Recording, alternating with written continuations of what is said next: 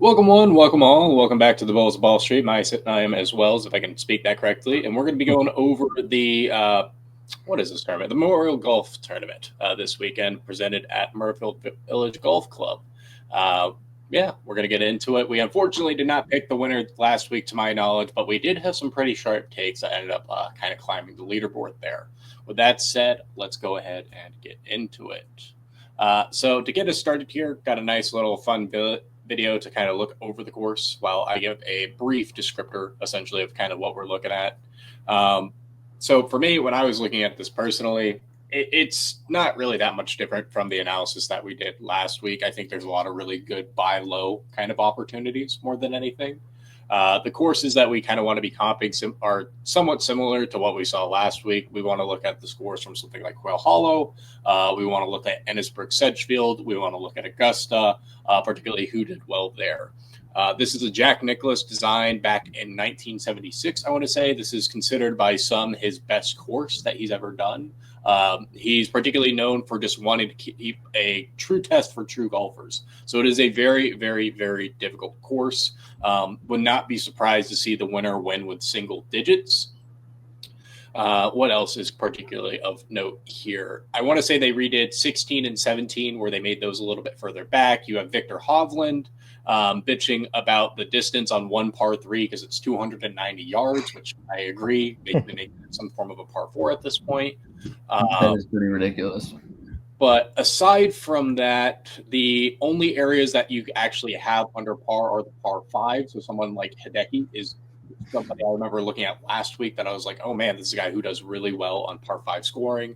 Those are the only holes here that play under par. There are four of them. The par fours are very difficult. You want to be able to be very good at scrambling. So if you're basically Scotty Scheffler, of course, this type of course is going to suit well for someone like you. Any other notes? Bent grass greens, bent grass rough, Kentucky ryegrass with something else I want to say for the rough. But yeah, outside of that, I think there's just drama that Rory isn't at this event and didn't communicate it with Jack. But I think that is really kind of all the main points to kind of hit here. We can really get into accuracy buckets if you guys want to. But with that said, yeah, we can kind of get into it. Let's look at some golfers. All right, so we'll let this course preview play out for a second here while I pull up the odds board and we kind of just attack who exactly we think is going to be interesting and go about what areas. So to start us off, I think we're going to go ahead and get into who we think is going to win the tournament. So we will do this in a few ways, I think. So Scotty, of course, is at his own price tier, priced around 2.8. I saw some books had him at 3-1 at the start of the week. So if you got that number, congrats, you got 0.2 extra points. I know a lot of people are probably going to be attacking the winner without markets here. So do you guys think that Scotty's going to win this, or are we confident going about that? I think we'll start there. Personally, it's kind of the exact same situation as last week, where it's like I'm confident in Scotty that he can get a win here.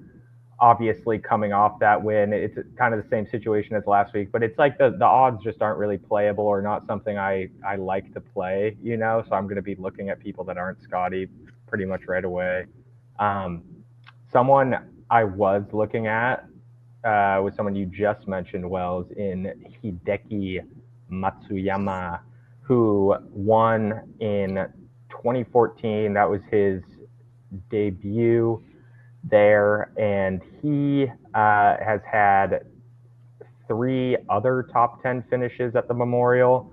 Last time was he tied for 8th in 2024. So I think it's another solid course for him. Like Wells said, the approach play, the longer distances are great for Hideki. So he's been looking good. I think at sitting at around 3,500. Let me check. Yeah, I think that's pretty fun odds for a Hideki win. I like it. Before we go ahead and get too much into the picks here, I think this is good practice because I found a new page. I thought it was very interesting, and I think it's going to be a little bit helpful.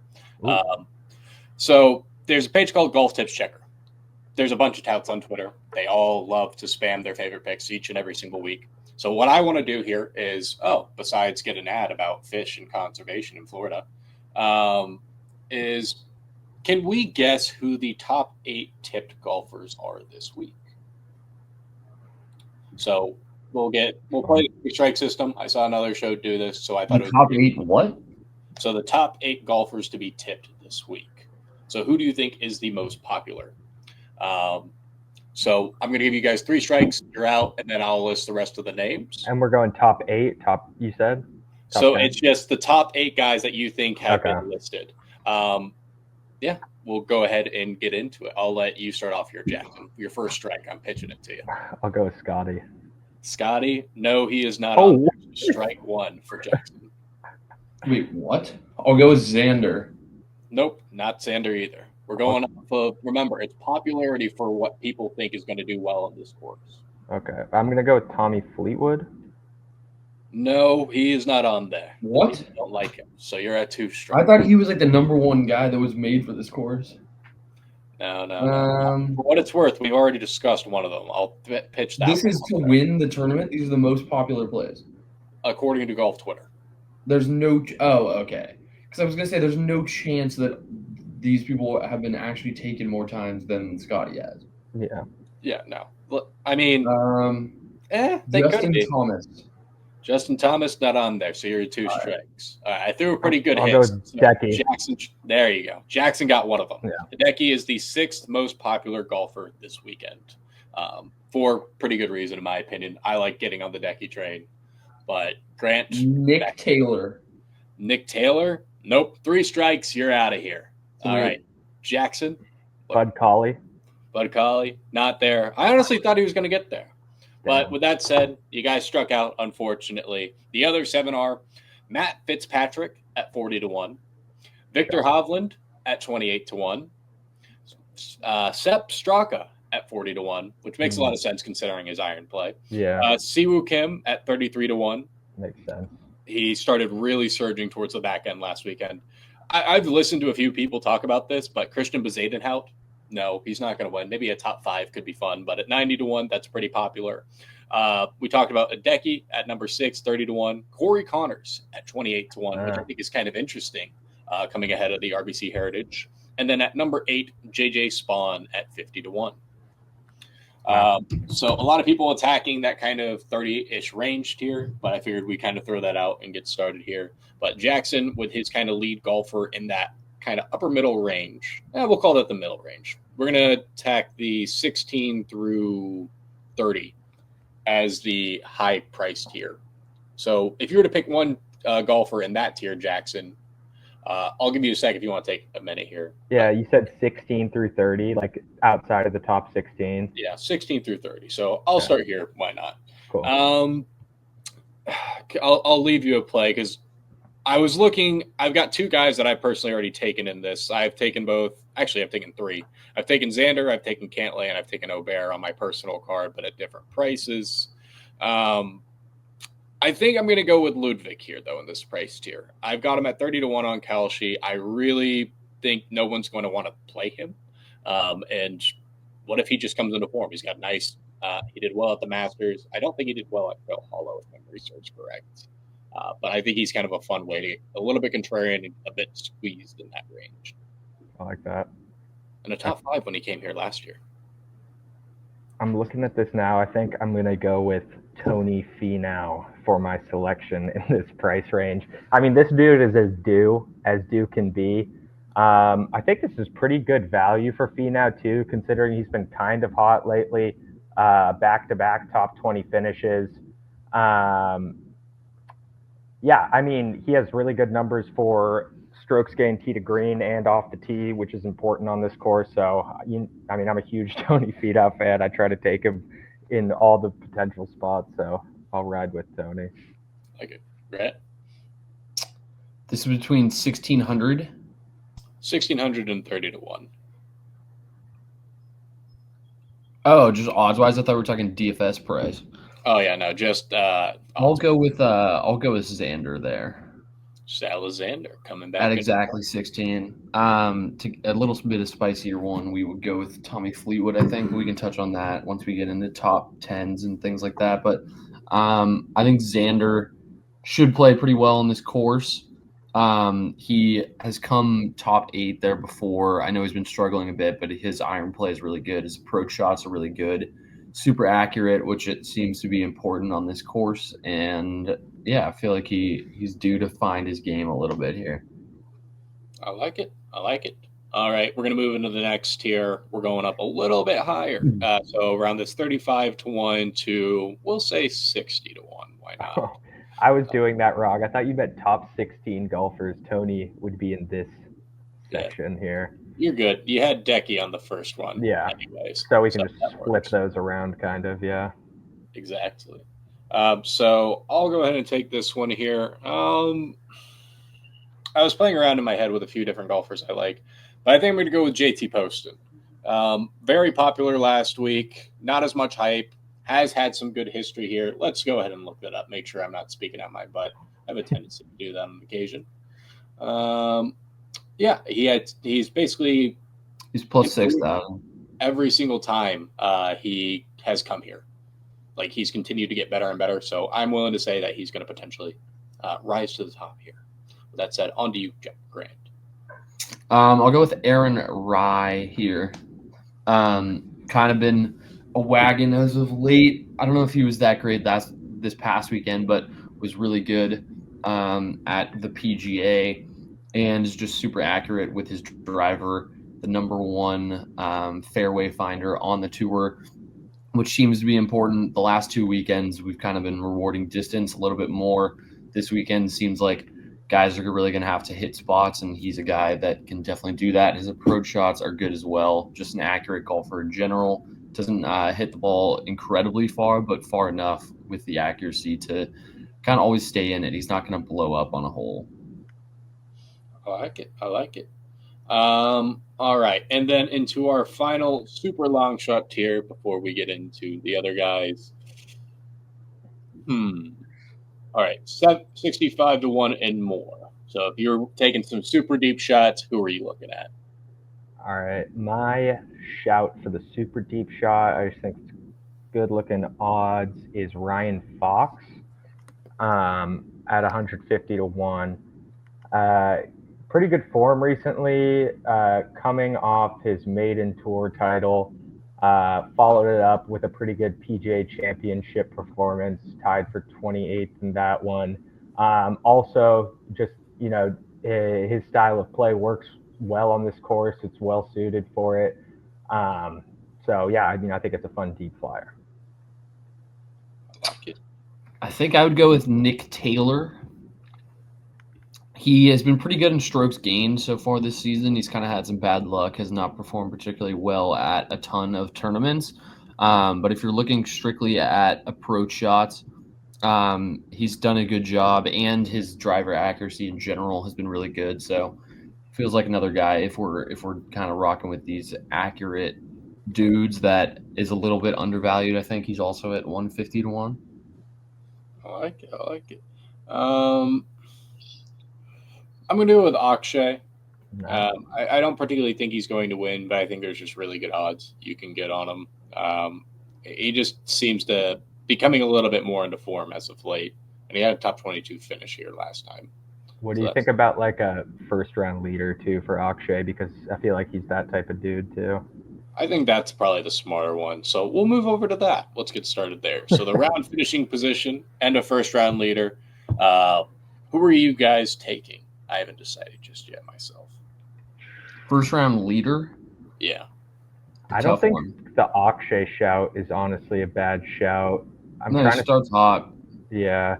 Trying to think. I mean, Siwoo Kim, I don't think is a bad idea. He comes out hot too, really aggressive play. Also just hot right now generally, like good shot to win overall. Yeah, I like it. I might go with Siwoo Kim, first round leader. I'm going to go with Siwoo. All right. Siwoo for Jackson. I think Akshay is kind of a good shout, Wells. All right. You riding with Akshay, Grant? I'm down for that. I like it. All right. Then for me, I'm going to steal Grant's guy and Aaron Rye. I think he finds his way towards the top of the leaderboard. You're going to start it. Now, where are we looking at? We're looking at nationality. Or Yeah. we can do nationality, I think. All right, let's go into nationalities. Pick your favorite nationality and your favorite golfer from that one. I will go ahead and get us started with. I got a fun one. I'll let you get it rolling then, Jackson. Okay. I'm gonna go with I think I'm actually gonna place this one too. Scotty Scheffler, top North American at 2-1 odds. I think relative to his like outright win odds, this is just a huge discount you're getting. Honestly, like I just love the looks of that line. Obviously, Scotty has as good of a shot to win outright as anybody here. Won last year, so I'm gonna go with him to outdo all the other Americans on this course. I'm gonna go with Sung Jae, top Asian. 300. I think he's kind of due. He's been a tad disappointing as of late, but I like how his game fits this course. I think the shot shaping should be pretty tailor made for this course as well. So I'm a fan. I think he's going to pop off this week. Nice. Trying to see if I like. I kind of want to go with top Oceania and go with Minwoo Lee at plus 120. I think that's a little bit of a fun one. I think he's in better form than Adam Scott is currently, but only time will tell. All right. Now, with that said, we're going to get into the top 40s here and then kind of go from there. I guess start with some more long shot guys to give some more fun odds. But who are you guys looking at for top 40? This will be my Nick Taylor shout, I think. We talked about him to win the tournament at 150. Pretty unrealistic, to be honest. I mean, you never know. I guess anything's possible. But him in this top 40 market is sitting at minus 125, so basically even. It's about as good odds as you're going to get. There's only like 10 guys behind him in odds, only a few guys that are plus money. So he feels like a guy that his game fits his course well enough where you could make this a couple unit play to just have someone to basically make the cut. I like it. Jackson, to you? I think I'm just going to jump over to one of your guys here with Akshay, top 40. I can't seem to find these odds, but if I had to guess, I would imagine they're around a little bit of like worse than even for Akshay top 40. So he's minus 225. No, that's a lot worse odds than I thought. I think it's because it's a smaller field. There's not that many dudes. Like there's only in the evens. There's only like 10. And realistically, almost all these guys are going to make the cut because of how it's set up. Top 50 and then 10 strokes from the lead all make the cut. Okay, let me go back a little bit from Akshay in that case for my top 40 pick, and I'll go with Ryan Fox. My pick for he's minus 140. Cool. I like it. A little bit more risk there. I'm going to be shooting some super deep shots here for my top 40 guy, and Nick Dunlap. That's probably positive odds. He's like second to last odds. Yeah, sounds about right. I mean, he's been so up and down. He's had some ugly rounds this year, and then there's other times where he figures it out and his game looks a little bit better. So you're kind of betting on some variance. That we are. All right, we're going to skip top 30 this week. Think that'll be a little easier. Go with top 20. I'll start off with Grant here. Who do you want to take for the top 20? Let's see here. Of the guys I'd like, who makes the most sense to throw in this category? I mean, your Aaron Rye, first round leader. I think he kind of makes sense in this top 20 area at plus 140. He's super consistent with his drives, super accurate, so he's not going to blow up necessarily. So he's a guy that's always going to be around. Top 20 feels super realistic for him. Let's just do that for now. We'll get a little crazier as we go. I like it. Jackson? I'm going to go with a golfer I haven't spoken. I think one of you guys might have mentioned him, but I'm going to go with Corey Connors for top 20, which is sitting at even odds. The implied odds of that are way better considering he's finished in the top 20 in 7 of his last 8 events. Gained strokes both off the tee and on approach, and I think all of those. So I'm going to go with Corey Connors. That's another bet that I'm eyeing up to actually take too, I think. I like it. For me, I'm going to go top 20 wise, Harris English. think he's been playing well. He had a second at Quail Hollow, so we'll see if he can keep up some decent form here. Now on to the top tens. Well, I'll say, what are the odds? We'll get Yeah.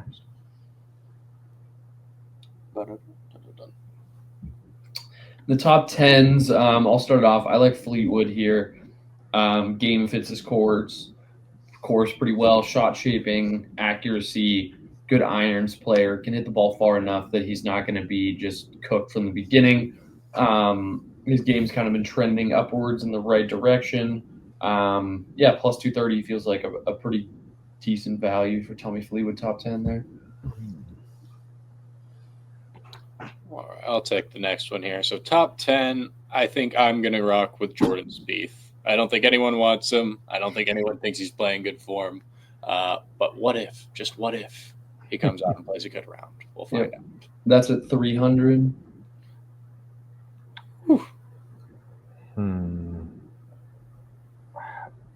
I think I might go with my guy Tony Finau for the top 10 here. I don't mind the odds of it right now, honestly. He has finished in 2 top 20s in a row, or finished in the top 20 twice in a row, and we're getting him, for potential top 10 finish at 3-1 odds. So I'll just pick him for top 10 because I got someone else in mind for the winner. Ooh, all right. So on to the top 5. I'll start us off on this one. I'm going to rock with Patrick Cantlay. I don't think anyone wants him, but his course history here is just ridiculous. He's got 2 wins, multiple top 5s. I think it's a good spot. I'll go with Oberg.